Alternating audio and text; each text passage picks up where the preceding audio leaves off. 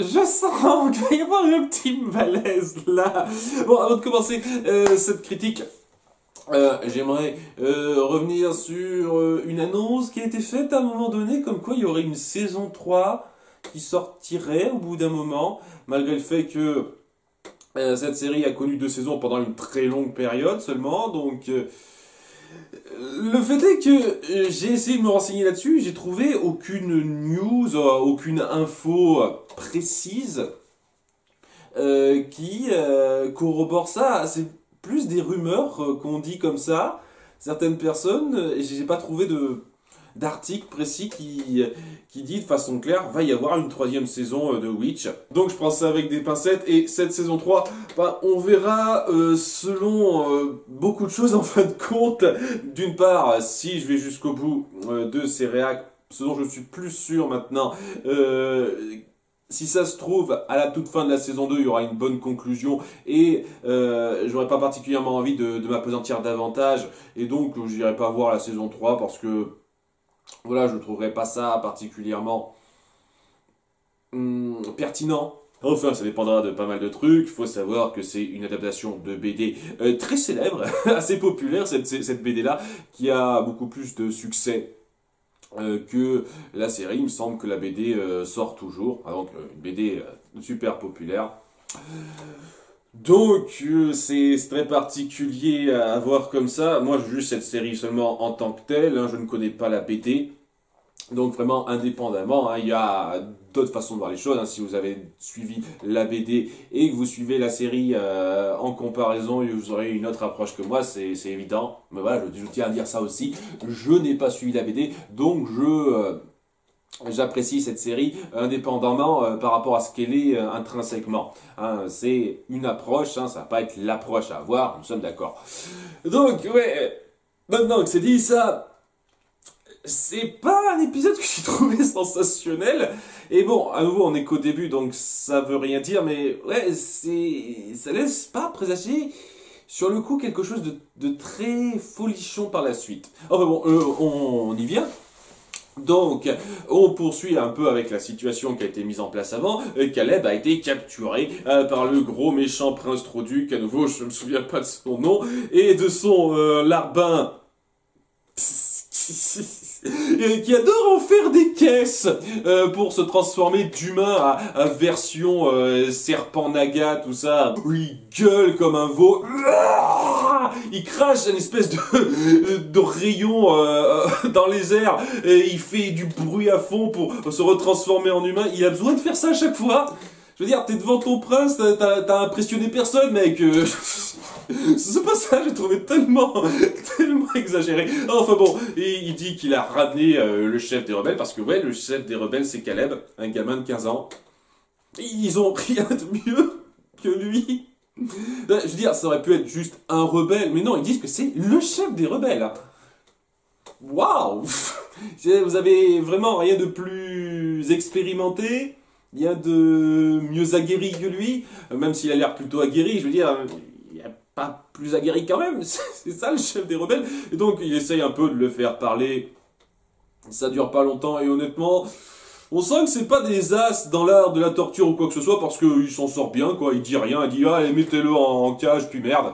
Donc la cage en question, c'est une espèce de grand puits, donc on le fait tomber en bas de ce puits-là, duquel il peut pas remonter. On voit que parmi les personnes qui servent le prince Troduc, il y en a certaines qui sont des révolutionnaires aussi, mais plus secrètement. Il y a un type qui sert le prince, qui a caché une clé dans la mie de pain qu'il lui a balancée. Donc ouais, là c'est intéressant, ça montre de façon pas ultra subtile, mais assez intéressante quand même, qu'il y a vraiment toute une résistance qui s'organise sur plusieurs plans, ça c'est cool. C'est bien de nous lancer un petit peu dans l'action, c'est-à-dire que cette situation, elle est présente depuis un certain temps, il y a certaines choses qui ont eu le temps de se former. Ça c'est cool, ça met en place certaines choses intéressantes. En étant enfermé dans son puits, au fond de son puits, il y a Caleb qui tombe sur Blark. Si j'ai bien entendu, je sais pas, à chaque fois qu'il prononce son nom, j'ai l'impression qu'il vomit plus qu'autre chose. Mais il me semble que c'est Black, un truc comme ça.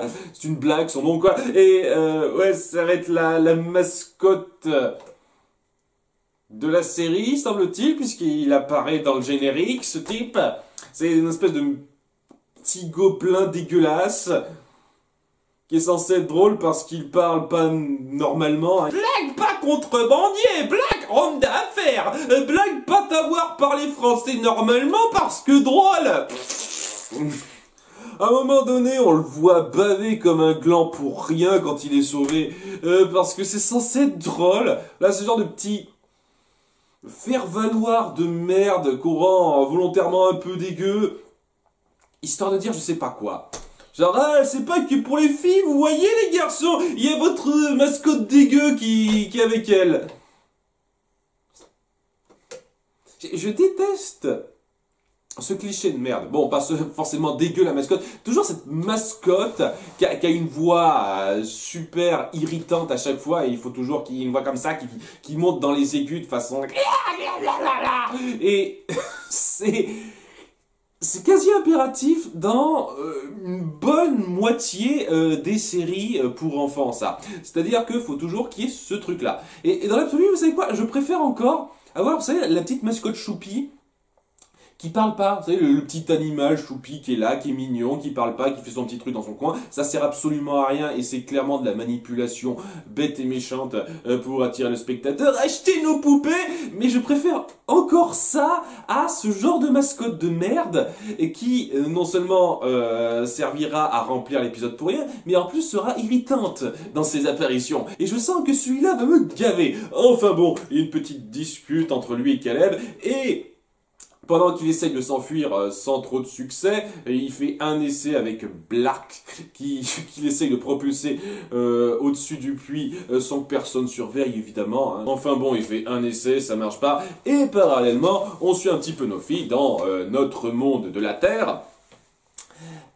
Qui font un petit peu trop girly pour moi. Alors, j'ai dit que j'aimais bien le ton à la Code Lyoko. Mais il y a quelque chose qui fait que ça marche bien dès le début de Code Lyoko, ça c'est que dès le début de Code Lyoko, on fait en sorte que nos héros ont déjà du vécu par rapport à leur expérience. C'est-à-dire qu'ils sont déjà allés dans le monde de Xana à plusieurs reprises pour faire diverses missions, etc. Donc ils ont de l'expérience de la bouteille. Voilà, c'est pour ça qu'ils peuvent se permettre d'être complètement nonchalants avec ce qui leur arrive. C'est normal, parce que c'est devenu une routine pour eux. C'est pas une routine pour elles. Donc le fait qu'elles prennent ça de façon aussi nonchalante, ça me pose un gros problème. Parce qu'elles devraient pas réagir comme ça, elles devraient se dire « Putain, c'est dingue ce qui nous arrive ! Qu'est-ce qu'on fait? Comment on réagit à ça ?» Elles devraient pas être juste « Oh, c'est particulier ce qui nous arrive, dites donc !» Et il y a ce côté superficiel par rapport à ce qui leur arrive, leur réaction qui me fait tiquer tout le long de l'épisode. Genre, ah, est-ce qu'on va sauver ce beau mec qui est venu du royaume de je sais pas trop quoi? Oh non, attends, il y a une séance photo, demain on fera ça après. On le fera après parce que si on y va avant, on sera pas mal amoché pour la séance photo, hein? Hein? C'est ce genre de truc. Et donc ouais, elle se sépare le jour en question, tandis que Wills commence à se sentir un petit peu seule parce que elle est toujours pas tout à fait à sa place avec les quatre autres, c'est la nouvelle à nouveau, et elles ont leurs petites habitudes, elles rentrent toutes les quatre ensemble apparemment, elles sont sur le même chemin ensemble, mais Wills, sa maison est plus éloignée, hein, c'est pas de bol ça, et en partant, il y a un mec du prince Trouduc qui ouvre un portail pour la capturer. Donc, je repose une question par rapport à ça. Les portails, c'est automatiquement près du médaillon, c'est ça? Rassurez-moi. Hein. Pour l'instant, je me pose cette question-là.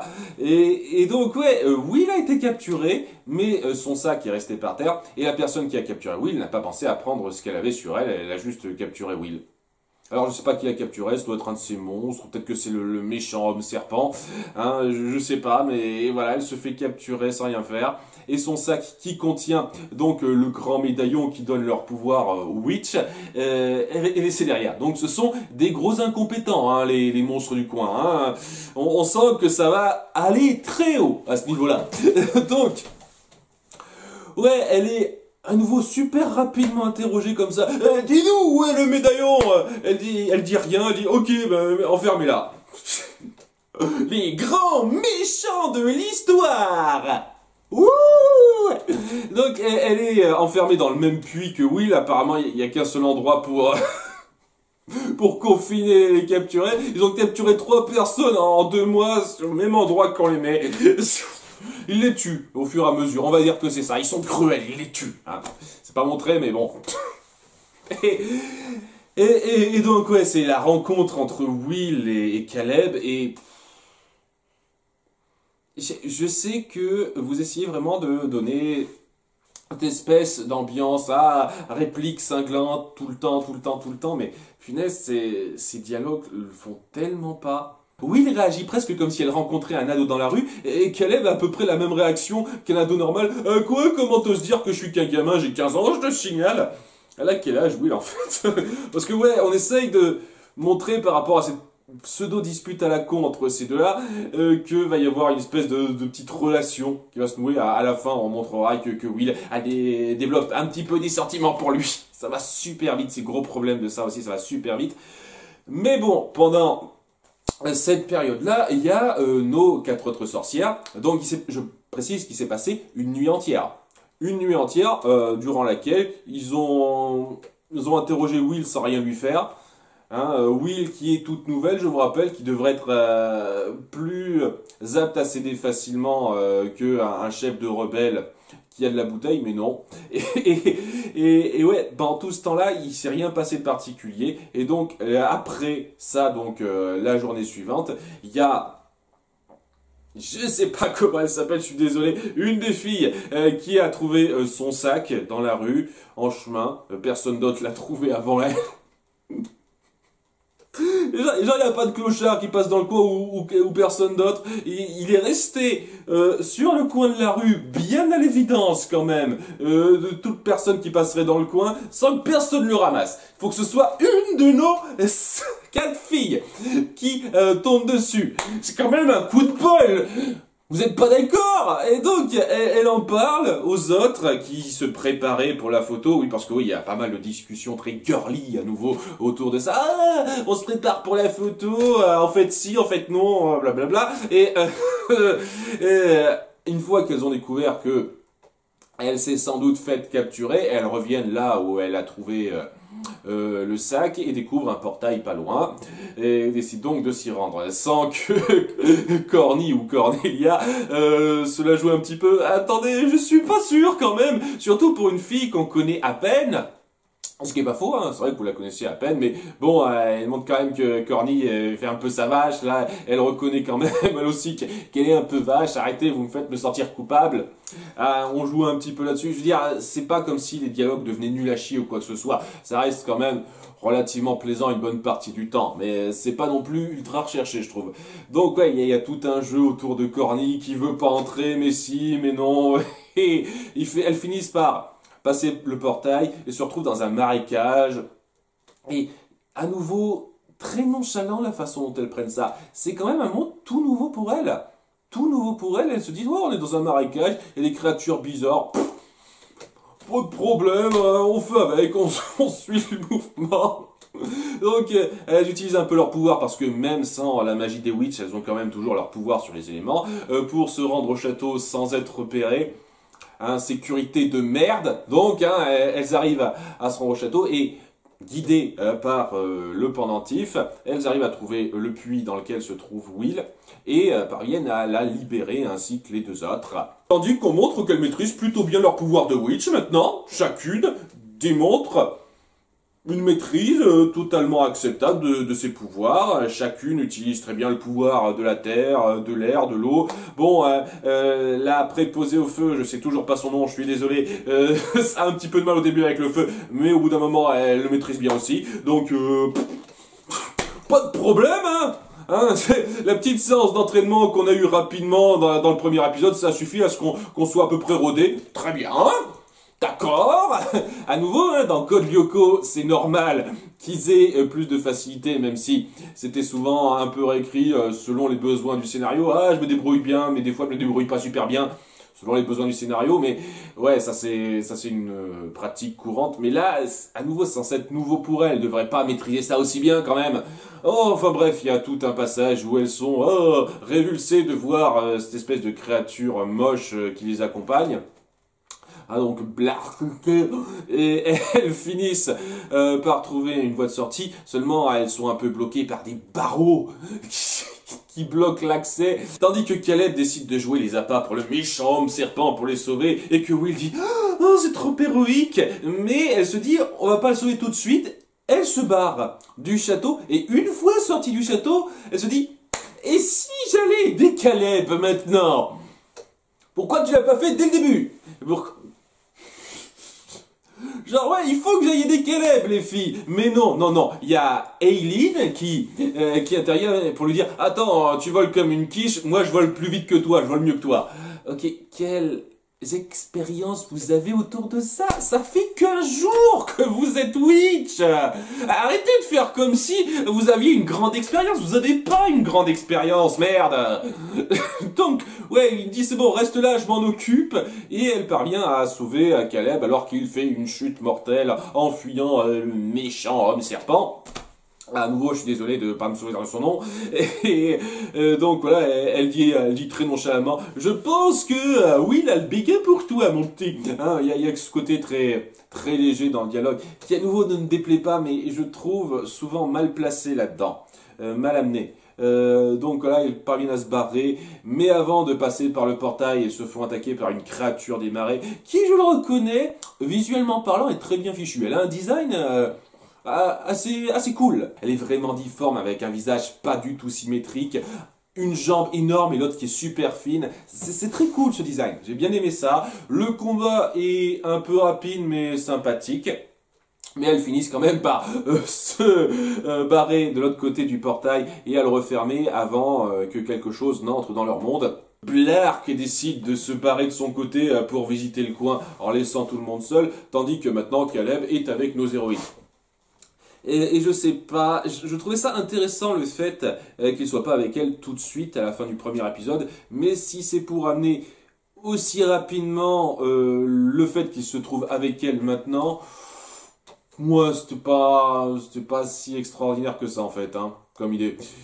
Et ça se termine d'une part avec l'une des filles qui dit « Eh regardez !» C'est Aileen il me semble. « Eh regardez, si on écrit les initiales de nos prénoms, ça donne Witch !» Waouh! C'est bien de bien le répéter au spectateur au cas où il l'ait pas remarqué de lui-même.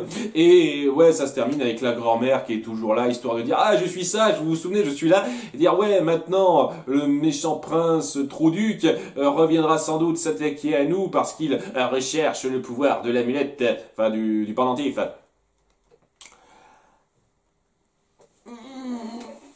Ça allait à peu près, vaguement. Je veux dire, il y a certains échanges que j'ai appréciés. C'était pas aussi bien fait que ceux du premier épisode, je trouve, en termes d'humour, mais ça arrivait à me faire sourire de temps en temps. L'action était fun, vraiment, à certains moments. Il y a des designs qui sont quand même assez cool.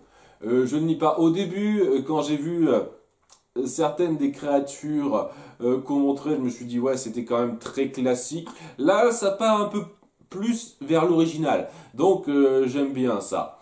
En dehors de ça, ça va vite.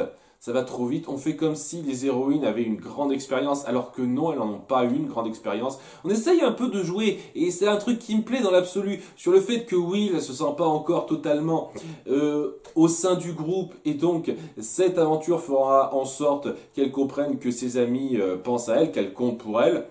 Ça va trop vite à ce niveau-là. Malheureusement, ça aurait mérité d'être beaucoup plus mis en avant, mis en scène. Et ouais, c'est le problème que j'ai pour l'instant avec ces deux premiers épisodes. Il y a beaucoup de choses qui vont trop vite. La maîtrise des filles, si c'est pour les mettre à un niveau de ce genre-là, il fallait soit faire une ellipse, pas dire que ça se passe juste après les événements de l'épisode précédent, mais Trouver un moyen de faire passer une ellipse qui fasse comprendre que maintenant elles ont un peu d'expérience, elles ont un peu de maîtrise de ça, mais c'est pas le cas. Et soit tout simplement faire en sorte qu'elles ont encore du mal à manipuler ce qui leur arrive et pas leur faire avoir un comportement aussi nonchalant avec tout ce qu'elles vivent. Parce que c'est pas du tout rattachable au bout d'un moment. Vous êtes dans un putain de marais, dans un monde inconnu, super hostile.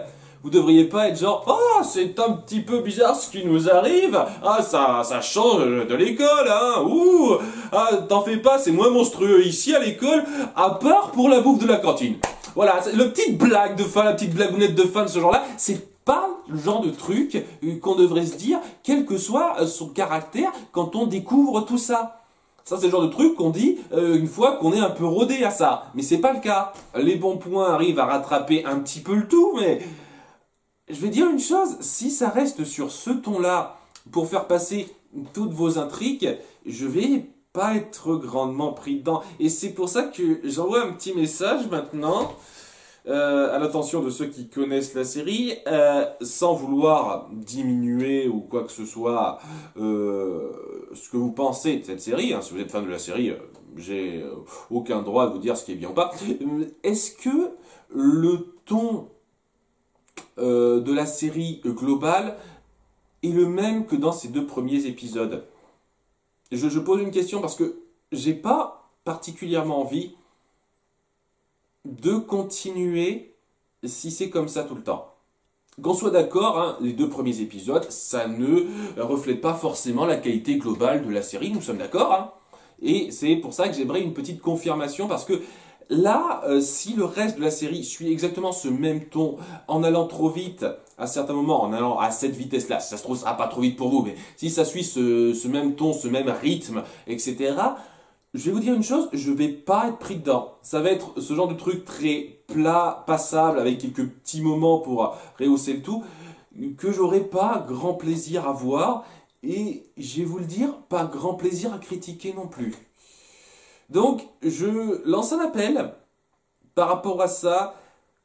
Est-ce que, d'une part, la série se poursuit sur exactement le même ton, d'une part, et est-ce que, d'autre part, ce que je vous ai donné dans ces 2 premières critiques d'épisodes vous satisfait? Voilà, alors si la réponse est non et que vous me dites que ça s'arrange au fur et à mesure, que ça devient plus complexe, plus mise en scène, plus détaillé, on ressent plus d'empathie pour les personnages par la suite, je veux dire ok très bien je continue de suivre, mais si oui ça reste sur le même ton et que ce que je vous ai fait comme critique pour l'instant, ça vous plaît pas, vous trouvez que c'est pas sensationnel, n'hésitez pas à le dire. Parce que honnêtement, ça me fera pas énormément plaisir de critiquer, enfin de réagir plutôt à ces épisodes qui ont une qualité de ce genre-là, si en plus c'est pour décevoir une partie des fans de la série, je pense que ça nous emmerderait tous à ce moment-là. N'hésitez pas à me le dire dans les commentaires, ceux qui ont suivi la série, pour me donner votre avis là-dessus et m'indiquer si oui ou non ça se poursuit dans ces eaux-là, ou s'il va vraiment y avoir un changement assez notable en termes de ton. Je suis désolé si j'en ai un peu vexé ou gêné avec ces critiques, c'est à nouveau je vous fais part de ce que je ressens, et pour l'instant je ressens pas quelque chose de très fort. Ce ne sont que les 2 premiers épisodes, nous sommes d'accord. Donc nous verrons bien, si ça se trouve, je pars sur une grosse tangente pour rien et que ça va devenir génial par la suite. Sait-on jamais, c'est tout à fait possible. Pour l'instant, c'est pas une accroche génialissime. Et je vous cache pas que dans l'absolu, ça me dissuaderait de vouloir voir la suite. Hein. Si c'était seulement moi qui regardais cette série, ces 2 premiers épisodes, je me serais dit, c'est bon, pas une série particulièrement pour moi. Donc voilà. Désolé de gâcher l'ambiance comme ça. Peut-être à bientôt pour l'épisode 3. Ça dépendra un petit peu de ce que vous me direz en commentaire. Sinon, je partirai sur autre chose. Nous verrons bien. À bientôt. Au revoir.